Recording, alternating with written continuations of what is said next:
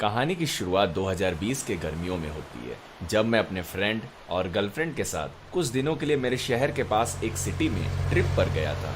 उस सिटी में बहुत ही ब्यूटीफुल पोर्ट एरिया था, जिसके ठीक पीछे कुछ ऊंचे पहाड़ भी थे। ये पहाड़ काफी ऊंचे थे, रेत के बजाय वहां पर काफी मजबूत चट्टानें और पत्थर भी थे। वो छोटा शहर दो चीजों के लिए फेमस है, अपने टूरिस्ट और मछुआरों के लिए। ट्रिप के पहले दिन हम लोगों ने उस पहाड़ पर जाकर वॉक करने और वहां से सनसेट को देखने का फैसला किया। यह शहर एक बहुत बड़े समुद्र के किनारे बसा है, जिसमें हमारा होम टाउन भी आता है। हमने देखा कि एक बहुत बड़ा ऑयल टैंकर, जिसे फर्जी डॉक्यूमेंट्स की वजह से काफी सालों से उसी समुद्र में रोक कर रखा गया था। उस इलीगल शिप का कोई दावेदार नहीं था और उसके सारे साथी शिप को छोड़कर जा चुके थे, इसलिए वो वहाँ पानी में काफ़ी सालों से फंसा था।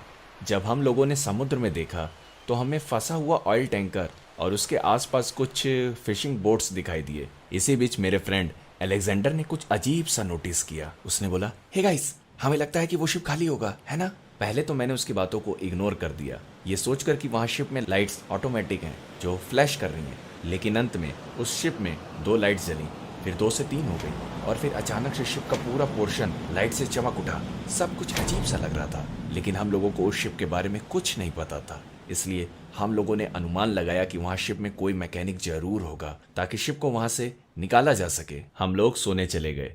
मेरे सभी फ्रेंड इस इंसिडेंट के बारे में भूल चुके थे, लेकिन मुझे कुछ गड़बड़ लग रही थी। ये बात बार बार मुझे परेशान कर रही थी। अगली सुबह जब मैं ब्रेकफास्ट करने फास्ट फूड के शॉप पे गया था तो मैंने वहां न्यूज चैनल में देखा कि पिछली रात को 3 नाविकों की मौत हो चुकी है, जो उस फंसे हुए शिप में चढ़ने की कोशिश कर रहे थे। रिपोर्टर इस केस को बहुत बारीकी से समझा रही थी। रिपोर्टर ने बताया कि उनमें से 2 लोगों की मौत गला कटने से हुई थी, जबकि तीसरा इलेक्ट्रिक शॉक से मरा था। क्या जो कुछ हम सब ने देखा था और सुना, उसका लेना देना इन तीनों नाविकों की डेथ से था, या केवल ये एक बुरा इत्तेफाक था? शिप में लाइट्स क्यों जल रही थी?